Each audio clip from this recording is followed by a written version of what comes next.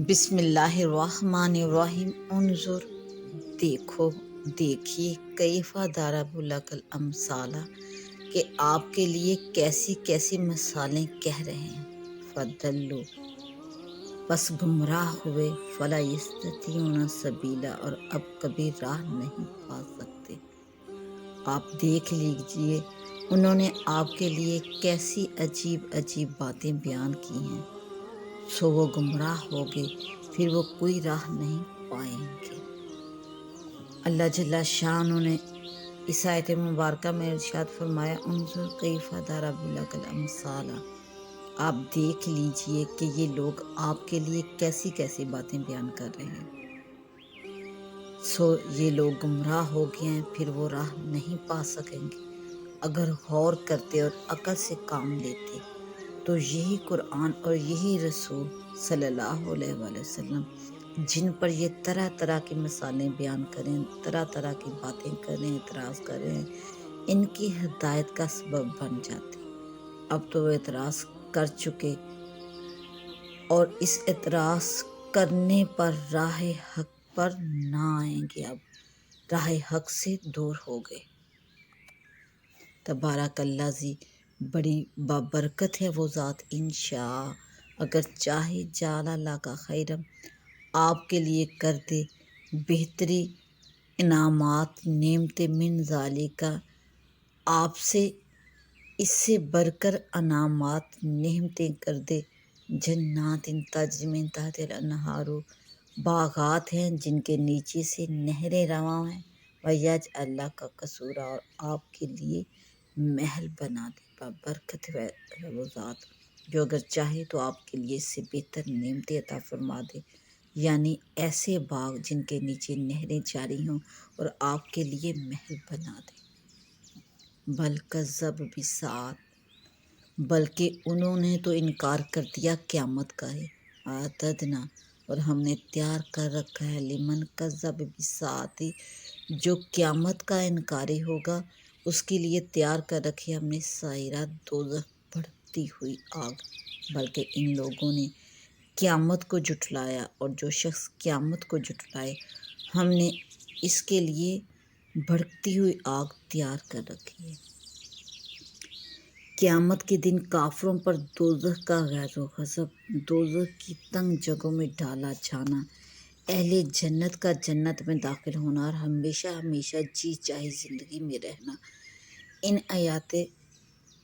ان حقیقت کو اللہ سبحانہ نے اس آیت مبارکہ میں واضح فرمایا۔ ان آیات مبارکہ مشرکین جو طرح طرح سے آپ صلی اللہ علیہ وآلہ وسلم کی تکذیب کرتے، جس میں فرمائشی معجزات کا طلب کرنا بھی ہے اور یہ کہنا بھی کہ آپ کی طرف خزانہ کیوں نہ ڈالا گیا، آپ کے پاس کوئی باغ کیوں نہیں ہے جس میں سے آپ کھاتے پیتے، تو اللہ سبحانہ نے اس کے جواب میں ارشاد فرمایا جو کثیر البرکات اور کثیر الخیرات ہے وہ ہر چیز پر قادر ہے، اگر وہ چاہے تو آپ کو اس سے بہتر عطا فرما دے جن کا یہ مشرکین تذکرہ کر رہے ہیں۔ وہ چاہے تو آپ کو ایسے باغ عطا فرما دے جن کے نیچے نہریں رواں ہیں اور آپ کو محل عطا فرما دے، لیکن اللہ سبحانہ کسی کا پابند نہیں کہ لوگوں کے اعتراض کی وجہ سے کسی کو اموال عطا فرمائے۔ وہ جو چاہتا ہے اپنے حکمت کے مطابق دیتا ہے، اور جس کو چاہتا ہے اس کو دیتا ہے۔ اس کے بعد اللہ سبحانہ نے اسلام دشمن کی ایک اور تکذیب کا ذکر فرمایا، یعنی منکرین رسول صلی اللہ علیہ وآلہ وسلم اور قرآن اور اللہ سبحانہ کے منکرین کی ایک اور تکذیب کا اللہ سبحانہ نے ذکر فرمایا۔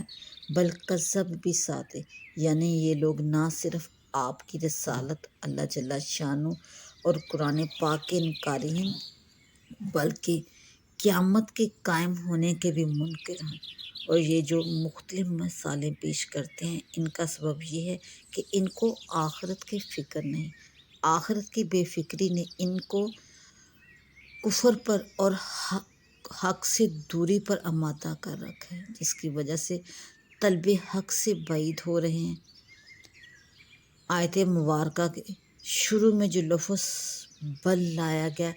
اس سے یہ مضمون واضح ہو رہا ہے کہ وَأَعْتَدْنَا لِمَنْ كَذَّبَ بِالسَّاعَةِ سَعِيرًا، اور جو شخص قیامت کو جھٹلائے ہم نے اس کے لیے دھکتی ہوئی آگ کا عذاب تیار کر رکھا ہے۔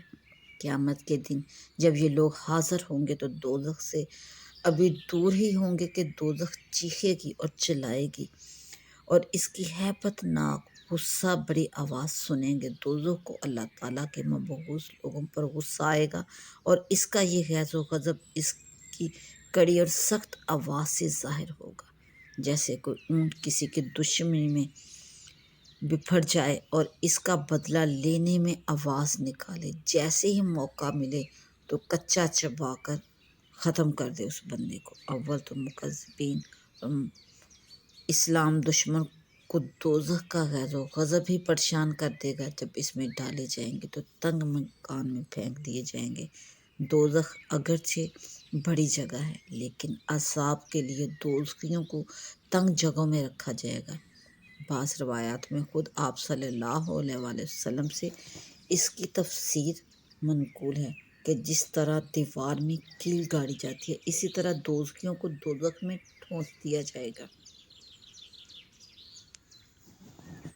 ان کے ہاتھ پاؤں بیڑیوں میں جکڑے ہوئے ہوں گے۔ سورہ سبا میں اللہ سبحانہ نے ارشاد فرمایا وَجَعَلْنَا الْأَغْلَالَ فِي أَعْنَاقِ الَّذِينَ كَفَرُوا هَلْ يُجْزَوْنَ إِلَّا مَا كَانُوا يَعْمَلُونَ، اور ہم کافروں کی گردنوں میں توق ڈالیں گے، ان کو انہی اعمال کی سزا دی جائے گی جو وہ کرتے تھے۔ جب کفار دوزخ میں ڈال دیے جائیں گے وہاں کا عذاب چکھیں گے تو ہلاکت کو پکاریں گے، یعنی موت کو پکاریں گے، اور یہ آرزو کریں گے کہ کاش موت آ جاتی اور اس عذاب سے چھٹکارا ملتا۔ ان سے کہا جائے گا لا تدعوا اليوم ثبورا واحدا وادعوا ثبورا کثیرا، کہ آج ایک موت کو نہ پکارو بلکہ بہت سی موتوں کو پکارو، یعنی یہ آرزو بیکار ہے کہ موت آ جائے تو عذاب سے چھٹکارا ہو جائے گا۔